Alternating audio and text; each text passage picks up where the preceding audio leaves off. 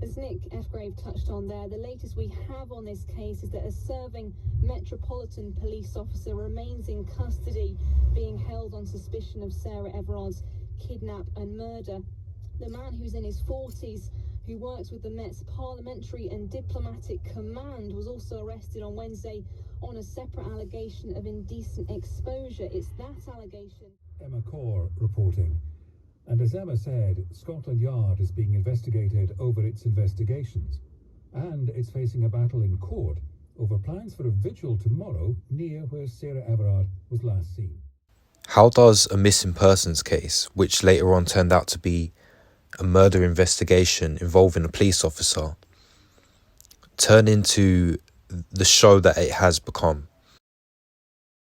Because it's 33 coded. Now, I'm not saying it's fake, but what I'm saying is that usually, so in the news we have The Sun, breaking news, cops clash with crowds at Sarah Everard vigil, and you'll see there's no warning label from YouTube. This is The Great Reopening, a great YouTube channel. I highly recommend you subscribe. And you see at the bottom, age restricted video based on community guidelines.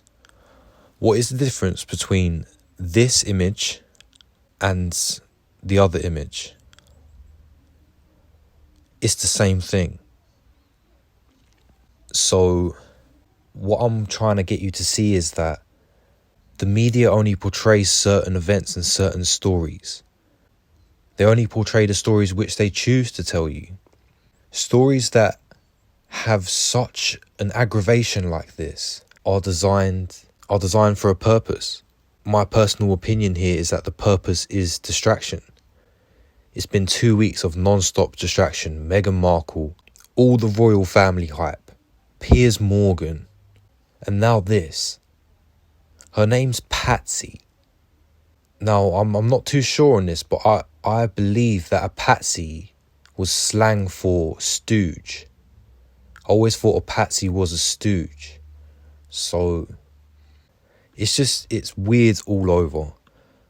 Like, say, images of her on the floor with a mask on, and then images without the mask, looking straight into the camera, like she's a stooge, a patsy.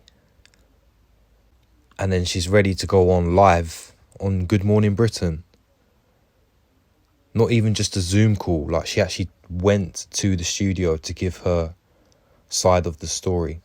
Now, obviously the way the police have been treating the public of late has been disgusting, and it should have more media coverage. But what I'm trying to say is that how does a cafe owner, only trying to serve up some bacon and eggs, get a punch in the face, and that doesn't get on mainstream news?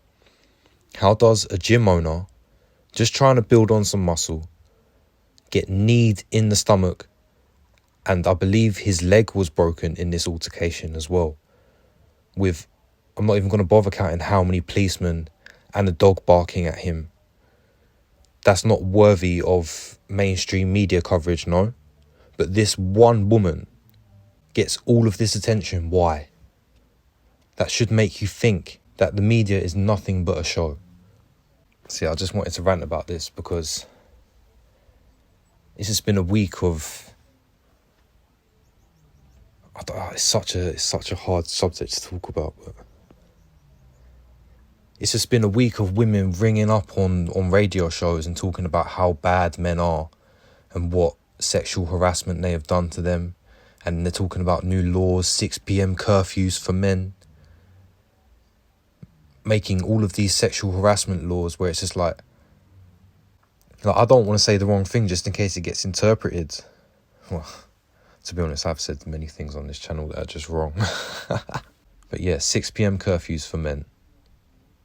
6 p.m. curfews for men. Like, I know it's all distraction, but it's all distraction, I know. And I shouldn't really even be making a video on it. So why am I even bothering?